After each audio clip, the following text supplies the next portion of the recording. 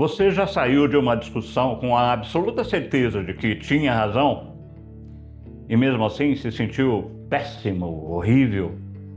Ou pior, você evitou uma conversa difícil por tanto tempo que o silêncio virou um muro entre você e alguém importante para você. A maioria de nós aprendeu desde cedo uma visão distorcida do conflito. Aprendemos que discordar é atacar, que ceder é fraqueza, que o objetivo de uma discussão é vencer. E aí chegamos à vida adulta.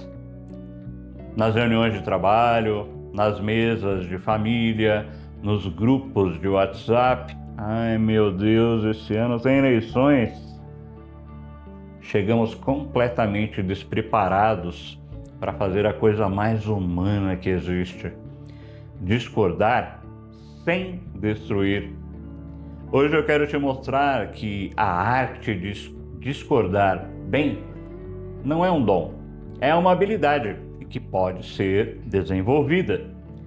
Os grandes filósofos deixaram um manual sobre isso, só que quase ninguém leu. Antes de falar sobre como discordar bem, precisamos entender por que somos tão ruins nisso. O problema não é a raiva. A raiva é humana, legítima e às vezes até necessária. O problema é o que acontece com a nossa mente quando discordamos. Ela para de pensar e começa a lutar, entra no modo de combate. Os psicólogos chamam isso de viés de confirmação. A tendência de filtrar a realidade para encontrar apenas o que confirma o que a gente já acredita. Quando alguém nos contradiz, o cérebro interpreta como ameaça. E diante de uma ameaça, não raciocinamos, nós apenas reagimos. Qual é o resultado? Nas discussões de trabalho, defendemos a ideia como se fosse a nossa identidade. Em casa, transformamos pequenos desentendimentos em julgamentos de caráter. Nas redes sociais, nem discutimos mais. Só nos afastamos de quem pensa diferente e nos cercamos de quem concorda com tudo o que pensamos. Isso tem um conceito filosófico. Hannah Arendt chamava de incapacidade de pensar do ponto de vista do outro. Para ela, essa incapacidade não é apenas um defeito intelectual, é a raiz de quase toda a crueldade humana. A banalidade do mal, dizia ela, começa quando paramos de nos perguntar como o mundo parece para quem está do outro lado. Mas há uma saída, e ela começa com uma ideia de Stuart Mill, que vai te incomodar, mas da melhor maneira possível. Stuart Mill foi um dos maiores filósofos políticos do século XIX. Ele deixou em sua obra Sobre a Liberdade uma das ideias mais contraintuitivas sobre o pensamento humano. Mill dizia que quem conhece apenas o próprio argumento conhece pouco até o próprio argumento. Pense nisso por um segundo. Se você nunca ouviu de verdade, com atenção genuína, o melhor argumento de quem discorda de você, então você não entende a sua própria posição. Você a repete, mas não a compreende, porque compreender uma ideia significa saber por que ela poderia estar errada e ainda assim escolhê-la. Mill ia além. Ele dizia que quando uma visão não tem adversários reais, ela se torna um dogma morto. Uma frase decorada, não uma convicção viva. É o conforto intelectual que emburrece. Isso muda completamente o papel do conflito. Quem discorda de você não é seu inimigo, é potencialmente o seu maior professor. No trabalho, o colega que questiona o seu projeto pode estar enxergando um risco que você não quer ver. Em casa, o parceiro, a parceira que discorda pode estar expressando uma necessidade que ainda não encontrou as palavras certas. A questão não é se você vai ouvir. A questão é se você vai ouvir para entender ou apenas para responder. Mas, Marcelo, como é que isso funciona na prática? Como eu discordo sem atacar, sem ceder, sem querer, sem sair da conversa com a sensação de derrota, de perda ou até mesmo de traição? Sócrates tem uma resposta e ela é mais simples do que parece.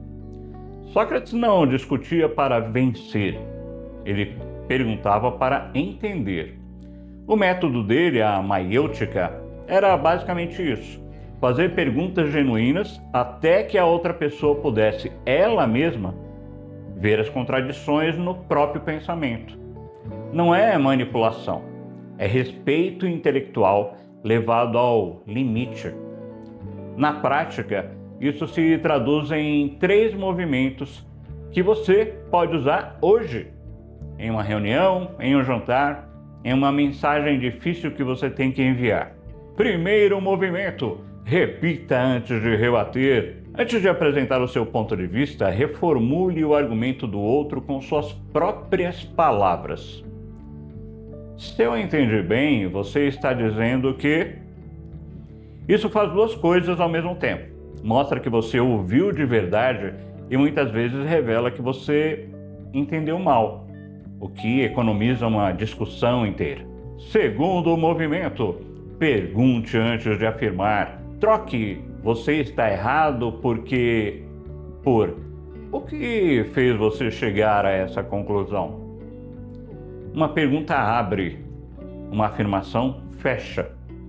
Quando você entende o caminho que levou alguém a pensar o que pensa, fica muito mais fácil encontrar o ponto real de divergência, que quase nunca é onde parecia estar no início. Terceiro movimento: separe a ideia da pessoa. Esta é a mais difícil e a mais transformadora. Você pode discordar frontalmente de uma ideia e, ao mesmo tempo, manter o respeito intacto por quem a defende. Eu penso diferente sobre isso. Não é o mesmo que "você está errado". A primeira frase é sobre o mundo, a segunda é sobre a pessoa. Nas discussões de trabalho, isso protege relacionamentos profissionais que levaram anos para ser construídos. Em casa, isso pode ser a diferença entre um desentendimento que fortalece e um que deixa marcas, cicatrizes. Vou te deixar com uma ideia que pode parecer estranha. Até que você pensa e ela faz sentido. Evitar o conflito não é gentileza. É muitas vezes uma forma sofisticada de desrespeito. Quando você engole uma discordância para não criar problema, você está dizendo silenciosamente ao outro: eu não acredito que você seja capaz de lidar com a minha opinião real. Você está subestimando o outro e a relação que tem com ele. Hannah Arendt dizia que o pluralismo, a existência de perspectivas genuinamente diferentes, não é um obstáculo à convivência, é a condição dela. Quando todos concordam com tudo, não há diálogo, há performance. A discordância bem conduzida é, paradoxalmente, uma das formas mais profundas de conexão. Ela diz: eu te respeito o suficiente para ser honesto. Eu te respeito o suficiente para acreditar que a nossa relação aguenta a verdade. E talvez seja isso o que mais falta hoje. Não mais gentileza superficial, mas mais coragem afetiva. Mill nos ensina a valorizar quem discorda de nós.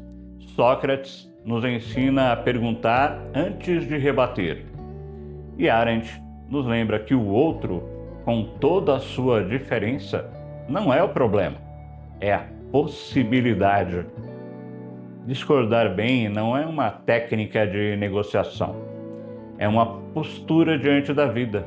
É decidir que a verdade importa mais do que ter razão, que a relação importa mais do que o placar. E isso, curiosamente, exige exatamente o que a boa leitura desenvolve: a capacidade de habitar por alguns instantes uma mente que não é a sua. Agora me conte nos comentários, você é mais do tipo que evita o conflito ou daquele que vai para o confronto? E qual dessas duas tendências já te custou algo importante? Escreva aqui, eu quero muito ler a sua resposta. Cultive sua mente, refine sua voz e crie pontes por onde passar. Eu sou Marcelo Smeits. Nos vemos no próximo vídeo.